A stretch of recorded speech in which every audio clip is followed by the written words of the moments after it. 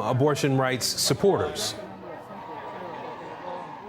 Well, it's interesting because this group, as I look around me, and it still stands this way, is a group of largely younger people for the most part. And that's kind of what we saw here throughout the day. And it's younger women who think that younger people in general, that have seen rights taken away, that they, as they put it, in the country. They're concerned about the divisiveness of the country, they tell me. But I want you to hear from Hannah. She's a 66-year-old woman who I met here, and she was kind of standing further away from the crowd out of concerns for COVID. But she noted that this is something she's seen, a right seen that she granted in her lifetime and now taken away. And I want you to hear about what she experienced before Roe was passed almost 50 years ago. Here's some of our conversation. I was in high school in 1973, and I can say that the stories were out there, what happened to women if they needed an abortion. We lost a high school classmate to, she was taken, we were told, out of country to get an abortion, and then we never saw her again because she was moved to a family outside of our town and outside of the state because of the embarrassment. That was scary to know that that could happen to someone.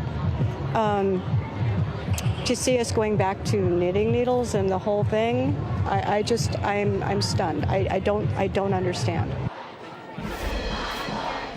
And Aaron, you see the imagery of knitting needles and clothes hangers, very graphic images that people are thinking about now. And that's something that time and time again, talking to people this morning, it wasn't the concern necessarily, it was concern about their rights being taken away, but it was the acknowledgement that abortions are still going to happen. It's a matter of the fact that there will not be safe abortions, that women could die from seeking an abortion. And that is the main concern that we've seen from this group here today as to why they're so upset that this decision was overturned. Yeah, really painting a picture of what it means to go backwards on this particular issue. Maura, I do want to ask you about the crowd behind you. I know D.C. police have said that they are going to increase their presence really across the city throughout the day today. It seems as though the demonstrations behind you have been fairly peaceful. Talk to us about what you've seen among the people there as you've been there over several hours now.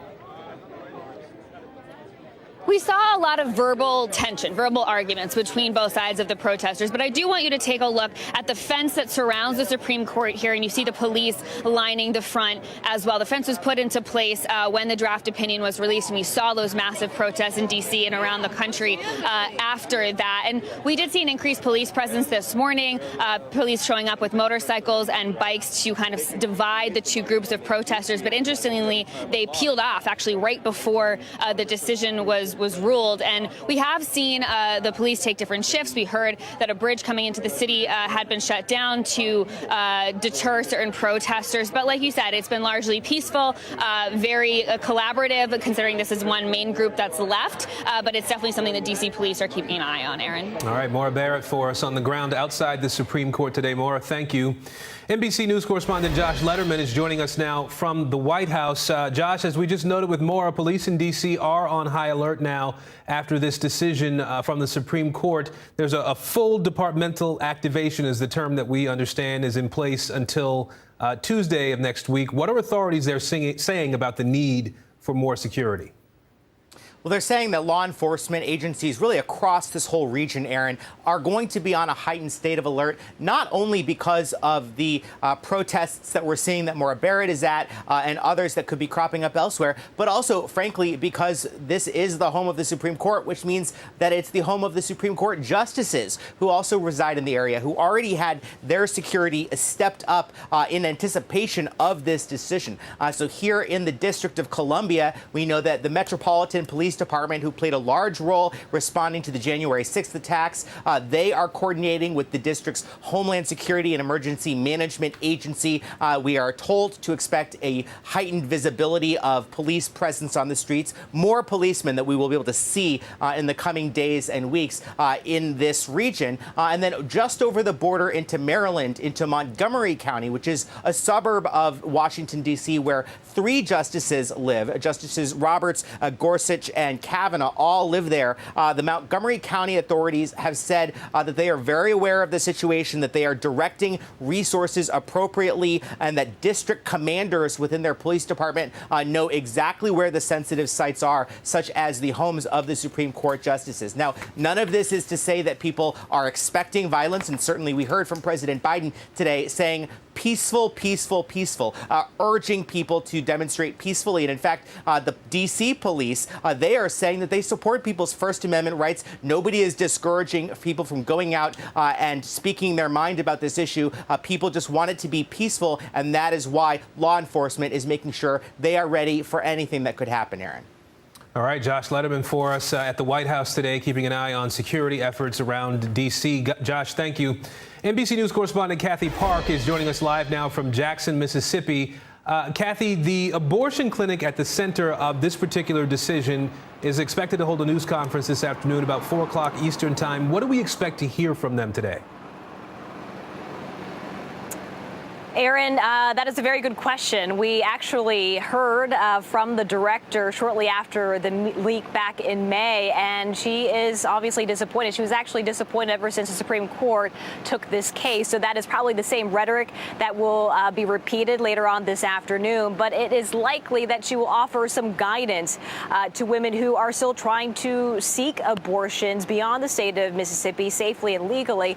And since they knew that this was likely to come any day now, they were mobilizing folks here in this community, gathering resources and also funds to help those who may not be able to afford traveling to different states, Illinois being the closest one, they said. But the clinic will have this 10-day period, essentially, because this is a trigger law state. So this is a protocol here in the state of Mississippi where the Attorney General will be weighing in and making it official. And we heard from Lynn Fitch, the Attorney General, put out a statement via Twitter, and she called this day a victory. So based on her statement, it's likely that this will be official in a matter of days. So once that's the case, this last remaining abortion clinic in Mississippi will be relocating, and it sounds like they'll be going to New Mexico. So a lot of things were happening behind the scenes. They were mobilizing behind the scenes to make abortions accessible even beyond the state of Mississippi, Aaron.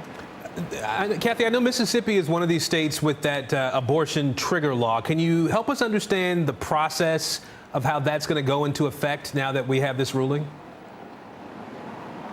Yeah, so just like it sounds, here in the state of Mississippi and 12 other states in the South, it will be a matter of days, almost immediately, for an abortion ban. Only exceptions for if the pregnancy could impact the mother's health or in a case of rape. So once again, they have this 10-day window where the Attorney General will make this official, and then the last abortion clinic here in the state will have to close.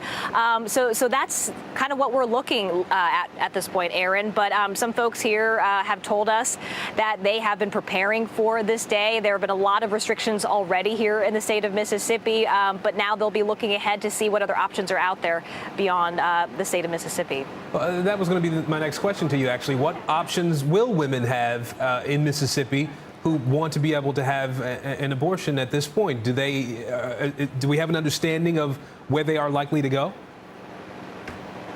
Yeah, so that is the big concern, right? Because if they do want to do it legally and safely, they will have to travel anywhere between 7 hours to 22 hours in some places. Once again, that clinic might be opening up in New Mexico, so that is an option there. But that costs money for airfare, whether you have to take off work. I mean, there are all these things that people have to consider. And pro-choice advocates are saying, look, this will disproportionately impact women of color. They don't necessarily have the resources, the money, and the time off from work to do this. So that is a concern. And we heard from a doctor who works at this abortion clinic in Mississippi, and her biggest concern is just the rate of miscarriages possibly going up, Aaron. All right, Kathy Park for us in Mississippi today. Kathy, thank you. With me in studio now are NBC News legal analyst Danny Cevallos and NBC News reporter Chloe Atkins as well. And you've been helping us to sort of understand both the ruling and some of what's been happening in the country leading up to this. So, Danny, I'll start with you. Just your reading of the justices' decision today and sort of the legal argument that they're making in it. Basically, it's that Roe and Casey were wrong. But just because they're wrong, that doesn't end the inquiry. If they're wrong, it's now what do we do with it now that it's wrong? Do we allow